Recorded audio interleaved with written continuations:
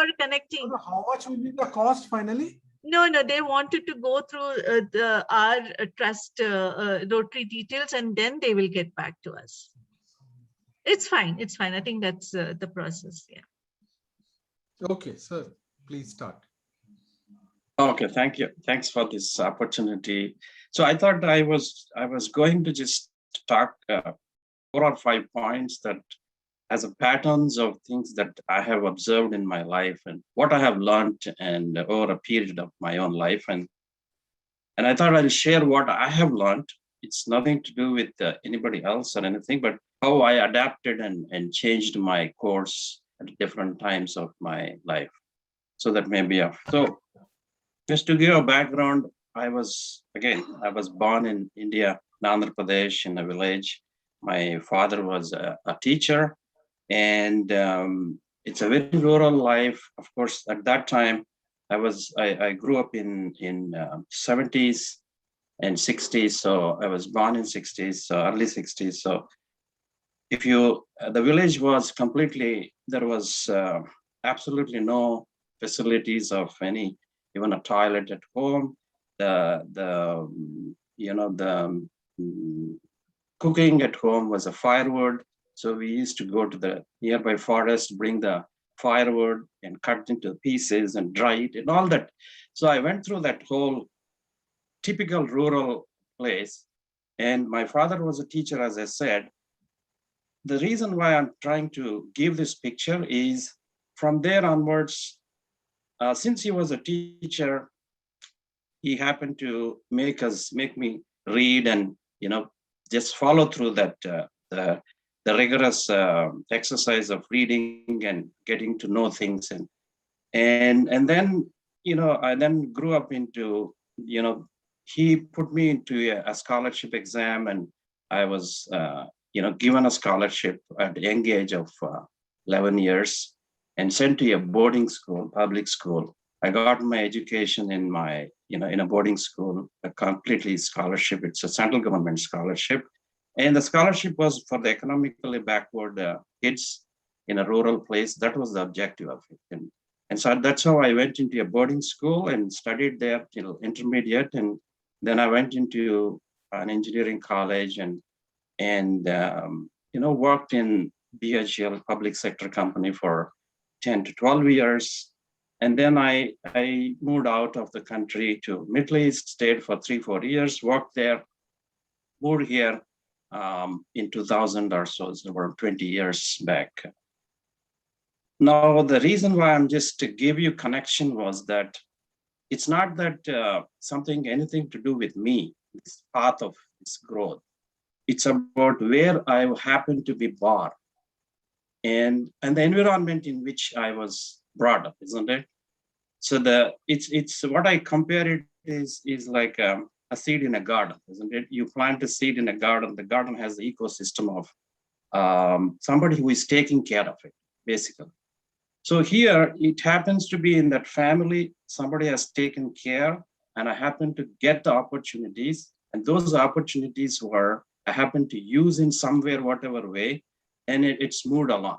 So when I look at everybody else, this attitude that it's not at all anybody's fault, or it's not because in a disadvantaged situation, what I find is the biggest lesson was I learned is it's not at all in there. It just happened that they happen to be in that situation. They were born in a certain family. They were born in a certain geographic location. They were born in certain country, certain civilization. It is just that ecosystem in which you are. So that ecosystem of opportunities, taking care, attending, is what makes somebody grow. Okay? So when I look at it that way, what I developed is I developed more empathy, basically, towards people who are less advantaged. They don't have they haven't been able to grow. It's not because of any of their fault. So that's the first thing that I just wanted to share that. So because of this attitude that somebody can, it's not about individuals as much as it's more about the where the environment they're growing up is where that dictates how the track of that person or the career of that. it's less about the individual and more about the ecosystem in which. So that's the thing I wanted to just bring at this point, the first point I want. So when I look at people, I don't have anything to against him or his current status, because I know that the ecosystem in which he has been put in place, it's not at all his control. He's got no control on it. He's just born into a certain family, certain. So when I look at it, so what I developed is I developed a lot of empathy, I think, with this attitude when I learned it. That's the first thing I wanted. Second thing I wanted to talk about the pattern was, I think the open-mindedness led to curiosity. The curiosity led to self-confidence. That's another theme that I wanted to just say. Now, what happened? Let me go back again to my story. So when I was a kid, so my father was, my family was getting two papers, one Telugu paper, one English paper. And we were asked to read those on a daily basis. Every day, we have to read the headlines, not the inside. Have to read the headlines. We have to go do a dictation and a copywriting, just to improve that. So during that process every day, what happens? You are inevitably reading, getting to know the world. Isn't it? Newspapers are like a window. And that reading led to curiosity. And that curiosity is what led to self-confidence. And then that changes, it's like a turning on the whole thing into your life, basically. And then I took that to a school level, and a school level also, what you see is immediately you go to a reading place, reading room, and a library. And I happen to, again, their ecosystem, if you see, it helps. The librarian locally, he said, since I was from a village, I don't have an ability to read at home. He said, in your holidays, take whatever books you want for the holidays. We are closing for 2 months, summer. You take 50 books. And we were asked to, so we used to take all those books home, and at home, there's nothing else to do. So you just keep reading those and reading and reading. It's like you're visiting all those places and getting to know those. So again, the curiosity increased. The travel bug has bitten the individual because of that curiosity. So what I'm seeing is that it's simply because of the reading. Again, reading is because the ecosystem has provided the opportunity. And then the curiosity developed, and then you are willing to go and see some place, and your basically mind is open, basically opening up continuously. I think this is what led me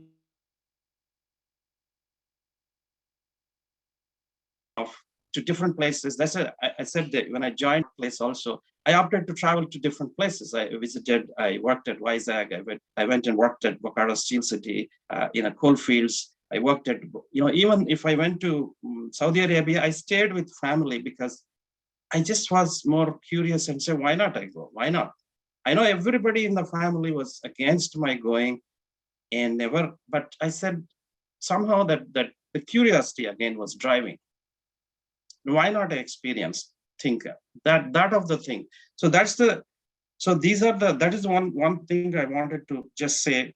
Even when I came here, the same thing again, it just happens that open-mindedness, curiosity, self-driving, it's still driving me even today.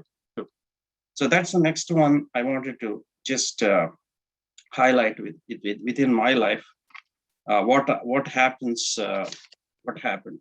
The next one is I wanted to talk about the religion in my life, the evolution of the religion and how, where am I today?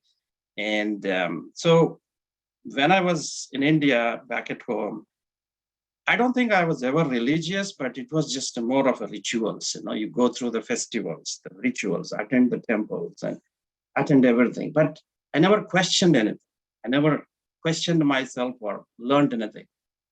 But when I went to Saudi, there was a lot of push for literature, everything into reading about the religion, about the Muslim. A lot of local Muslim leaders used to pass on the literature, and they used to tell me, try to talk me into joining a religion, but that never materialized anything for me. But when I came here, my son was going through high school, eighth grade, he had a subject called world religions. So one of the subject was world religions. And as I said, as my curiosity, like I wanted to see what exactly was. So I opened those books and then started reading it. It's like they were teaching every religion, what it is for, what's the common denominator across all religions. They're having a class, a discussion, and they go through each religion. And I thought that was something that was a very, very good experience for me. So I started not only that book, but I started borrowing books from the library about Buddhism, which even though I heard about it, its origin in India, but I never really paid attention to it. So I started listening to a lot of these reading books on Buddhism, the Muslims, what's the origin, why, and the full question of why the origin of God. So, who created God and why did it come into picture, and why are we trying to gravitate towards this God? So all of those things I just read a lot about it. People who are just telling a lot of theories about, this is the reason maybe, why people are created originally. And because of the tribal, we used to be in a small tribes and then used to grow. So when I read of all of it, I'm less religious now, much less religious. And even rituals also have reduced a lot in my life. But am I not happy with my life because of, even if I've withdrawn from my God and religion, I think I'm as good as I'm in fact able to appreciate everybody's religion. I'm more gravitated towards rituals, basically. Ritual is what attracts me because it's like a habit, isn't it? It's like a habit of doing. It's nothing to do with the God or religion, but it's a habit of getting together, doing some activity as a group and a family. That's what attracted me. And I'm still today, I'm more gravitated towards the Buddhist principles because they are adapting to the scientific theory. So that's why I believe in, I listen to their, what they do, how they are thinking, because they are constantly changing based on the scientific theories and scientific findings. And they don't stick to whatever they used to believe before because of the new findings. So that's one thing I wanted to talk about, the religion and the role it plays. And the third and fourth was the meditation that I started. For me, I had a medical situation, a life-threatening situation when I came here 22 years ago. And one of the things I found is that I have to manage this medical condition myself. So what I did was, again, the same thing. Allopathy, what is the difference between allopathy, homeopathy, Ayurveda, naturopathy? All of this is just a lot of reading it took. And what I found is not one is good enough for somebody's situation. It's not that allopathy is going to take care of everything. It's not because it's got its own limitations, and it doesn't have enough understanding on the mind, how it works. And so then I kept reading about these 4 or 5 branches of medicine. And then I said, each one of them has got something that's, I attended a workshop on Ayurveda here. Okay.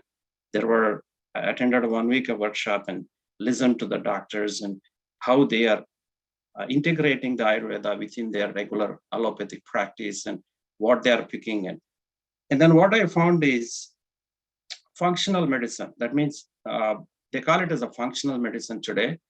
So you're looking at systems rather than individual organ by organ. So I was attracted to that, and I'm now literally treating or maintaining my health using that approach of holistic approach of where functional medicine is how they treat it. Okay.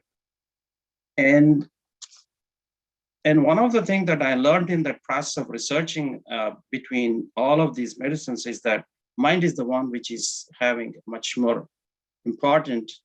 And so I started meditating. I started the technique of meditation about 2010, 2009 timeframe. And I know it's a practice. It's a very difficult to sort of get to see, measure what's the benefit of it. But I think at the end of 10 years, like 11 years, I see that it's a drastic difference in the way of I think, and the way I think it's much more focused approach whenever I'm listening to somebody, whenever I'm, so there is the benefit of transcendental meditation in my life has been profound, actually, profound. And just I wanted to share that experience. And because it's giving a healing experience to the mind, mind controls the body, and the body is also healing because of that.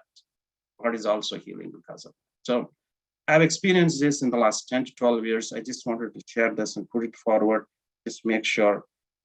And the way I interact with even medical professionals, doctors, is a lot of preparation I do before I go to the doctor, because I don't just go and give everything to and let it be dependent on a doctor completely, because you have to own the medical situation yourself, and doctor is just an enabler basically. So you have to go and challenge, ask questions, take down the notes, everything. That's what I do on a regular basis, and work with the different doctors that way. I don't just leave everything to their decision making, because they are limited. They are limited in their knowledge, their scope, everything. That's what I think, what I've learned in that area. So medical is also, it's a combination. Allopathy, I work on some of the Ayurveda, I use practice, and functional medicine is overall is what I practice. And meditation is what is again another. So this is the third one. The last one is I wanted to just highlight is the respect and dignity for life. I have changed my approach to it. Is huge amount of I've developed a lot of respect for every life, basically everybody.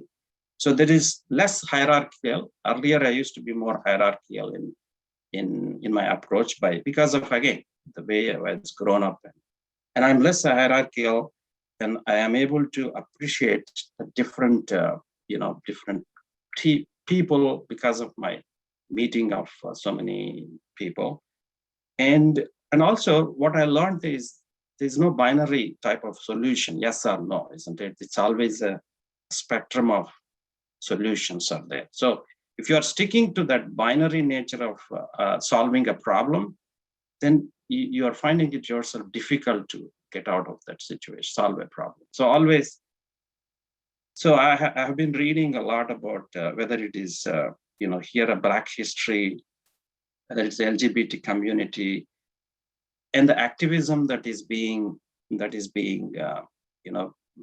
been there for the centuries of activism. How does an activism play into policy making, into our civilization's future? So I think I have developed a much more bigger picture of it, and I'm able to appreciate even the smallest nuances of differences between people, one community of people, why they are, especially inclusive and diversity. If you see, you're able to appreciate much more if you're looking at it from that perspective. That's what I learned about it. Yeah, I think that's what I just wanted to share. These are the patterns, some of the highest patterns I thought my learning has been in my life, and I hope, just wanted to share with you. Yeah, that's it, I think, for me. Thank you so much. Thank you. It's very Great. Very Yeah. deep and very Excellent plan. profound as usual. I think there's a lot of takeaways for all of us from you, especially how ecosystem determines a lot of things in life for every individual. And I love the way you have put it that we need to look beyond hierarchies. Yeah, that's right. Yeah. In every phase of life, and that will make us more empathetic towards other human beings in all our doings. I mean, I think there's a lot of takeaways, at least for me. I If anybody else I, want to say something.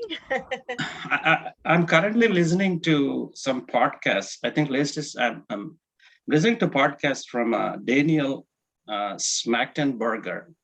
Okay. Daniel Smachtenberger. He's looking at it globally. How we have limited global resources, how to solve problems in a global wise, isn't it? So those are the things I think my interest is towards, like how can we make, because I think our civilization, if you see the way we are going, it's all self-terminating type of, that's what he talks about. So I was just recently curious about it. I just wanted to share his name. He's a founding member of Conciliations Project, and I've been listening to some of his, it's a little bit interesting for me recently. Yeah, I'll definitely have I do listen to podcasts every day, at least one. And of course, on Buddhism. Yeah, yeah. Yes. Yes. Anybody else want to chip in? No, I was just listening to him, and I was just thinking that okay, what, how, what has changed in me. So I just wanted to share that since I have joined Rotary, I have become less judgmental. That is Exactly. something which Yeah. has changed drastically in me. I used to, it was a negative, or maybe it is the way you say you have been part of the ecosystem. In Delhi, we are very competitive. North people, you'll find them very competitive. It's because of, if you look at historically, because of the partition and all, there's long story on that. So it's there. We are competitive because we had to survive in the hardest of this situation. So we are always trying to find out, is the person saying the right thing. We always taught that it comes out automatically, and that's how I have been. But when I It's not went your deeper, fault. If you think that it's not your fault, then you are less punishing yourself, isn't it? You're eh, less. It's not your fault the way you are thinking today. It's just that you are grown up in that garden of where that whatever has been given to you has been fed, the nutrition, whatever the thinking that is gained, it's not at all your. That's why if you are exposed to different areas, I'm sure you will be, as I said, Rotary you have exposed now, you've learned something as soon as you have learned within a few months. The same thing if you are imagining, if you're going into another environment completely different, and you are doing it almost routinely every 6 months or 1 year or something, imagine how much you will earn. amazing, Yeah. Amazing. That's exactly. That's true. That's exactly the diversity inclusion is. Yeah, That is the principle of diversity inclusion. You are exposed to 10 people who are diverse LGBT, communities. When you listen to them, you will definitely appreciate what. But if you don't even listen to them, then you cannot, isn't it? You cannot. well, it's really amazing. Yeah, what you said, it just makes so much of sense. And when you reflect it and you say yes, yes. Thank So you. It's just not. one It's sec. if Yeah, Reddy, just one sec. I didn't know that you had undergone some medical condition. Exactly what is it? I'm no, not. my Unaware of. kidney function has Oh, found to be reduced in when I joined when I came here soon after it was detected. Actually, it oh, was it was not detected before. So my kidney function right now I'm a stage 3 type of kidney, what do you call, chronic kidney condition. So that is the one I want. It's been there 20 years almost, and even doctor is surprised that I'm able to maintain that continuously. So, and I think it's been a combination of what I've been working on, the way I've been maintaining it. So it's a combination of it. Now, the other thing I wanted to, in the village when I was in a background, there are so many other kids that were working, that were coming up. But if you see, each one has got his own ecosystem, a garden, isn't it? His family is a gardener. All of them are not having the same opportunities. That's what I'm trying to say. It's not their fault.